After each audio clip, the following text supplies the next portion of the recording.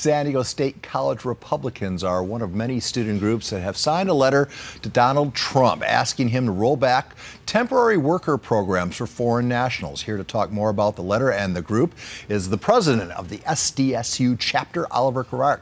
Oliver, good morning. How you doing? I'm doing fantastic. How are you? I am well, young man. I saw you on Tucker Carlson. I thought you looked very much like a national entity. You fit right in. Thank you. That's a great compliment. How was that an intimidating environment for you, or was it pretty matter of fact? Absolutely, it was intimidating, but it definitely came naturally as soon as I sat down and the interview started. All right, well, let's get to the subject matter at hand. You're, I assume, a senior at SDSU, or you're graduating right now? That's correct. I'll be graduating in the fall. So you're going to be entering the workforce, and because of the pandemic, jobs might not be as plentiful as we once thought they were going to be. Your concern is a lot of those jobs, and we're talking about the white-collar jobs that, say, like an Apple would provide, are going to go to foreign nationals. Could you pick it up from there, please? Absolutely. So the important distinction there is we're talking about white-collar labor in particular. So the work programs that we singled out in particular in our letter, the H-1B and the OPT, essentially these white-collar programs, they've displaced countless thousands of American workers over the last several decades. And especially in the midst of one of the most difficult economic crises in recent memory, certainly in any of our lifetimes, it's just unconscionable that American companies would be seeking to bring on foreign labor rather than hiring domestically. Oliver, explain to me why, if I'm Tim Cook, I would want to hire a foreign national over you coming out of college. So in particular, like, for example, OPT, many of these workers, they actually, the companies responsible don't actually have to pay a payroll tax for these employees. So it's essentially, it's a 15% discount right off the bat. And that's not to mention just already lower starting salaries and averages across the board. So there's economic reasons, lack of a better way to say it, cheaper labor. Essentially. And that's contributed to severe wage depression over the last several decades. If you look at worker productivity, it's raised immensely, but worker compensation has not matched.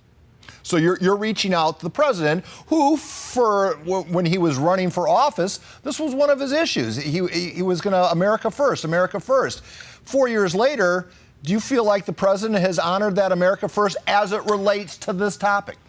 As it relates to this topic, no, especially because on the campaign trail, the president single-handedly, verbatim, announced that H-1B visas were egregious in their displacement of American workers. And 4 years later, here we are, and not much has been done, especially on that program in particular. So hopefully this is coming at a very strategic time to put pressure on the administration, because they're expected to announce new rollbacks on the immigration ban that was announced about a month ago. So we're hoping that, given the timing of this, that H-1B and OPT in particular will be included in the new considerations.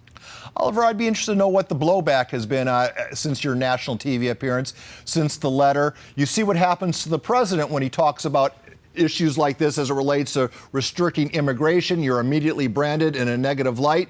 Have you felt any of that heat yet? Not yet. Everything that I've seen online, both on my personal accounts and our organization linked accounts, has been nothing but positive. And in fact, I see from people all across the political spectrum that, one, they're surprised, but they're also encouraged to see this sort of populist fervor among younger conservative groups, because it's a notable turn from maybe the conservative status quo of the last 30 or 40 years that has dominated Washington. The president has a lot on his plate. When this letter shows up, what happens next? Does he see it? I know he's probably seen the interview with Tucker Carlson. I mean, he watches Fox all the time. Do you feel like there will be a response from the White House? I'm not expecting a personal response to our letter, but I am confident that people in the right places in the White House have taken note of our letter, and that they are adequately putting pressure on the president for the upcoming announcement.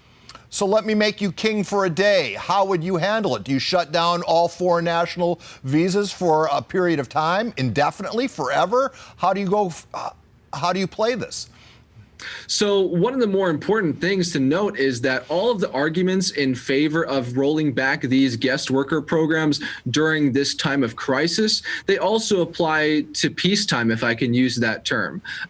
Economic populism, economic nationalism, putting American workers and American industry first, this is really not an alien concept.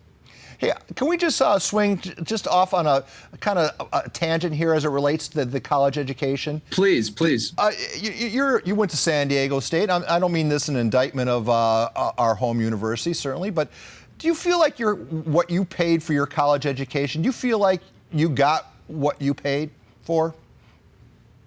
I've only spent 2 years at San Diego State. I transferred in from Miramar College, but in the latter 2 years of my time there, I've been very happy with my experiences. I don't know that anyone is too pleased with their online schooling, but that's not really a unique situation in my case. For a young person, college is what you put into it, is it not? I mean, the school can only do so much. You have to invest individually, do you not? Absolutely no. There's so much that relies on your own initiative and your own personal drive. If you're not seeking out opportunities, if you're not sort of paving the way for yourself, you're not. It doesn't matter how much you pay college; they're not going to do it for you. And lastly, is politics in your future? It seems as if it very well might be. There's definitely a strain of that in the family for sure. Right now, I'm considering a number of opportunities, but politics is certainly among them. Well, I'm sure Dad's very proud. You're very articulate, and I enjoyed this conversation. I hope we get to do it again in the not-so-distant future. Thank you. It was a pleasure. Thank you for having me on. All right, Oliver, have a good rest of your day.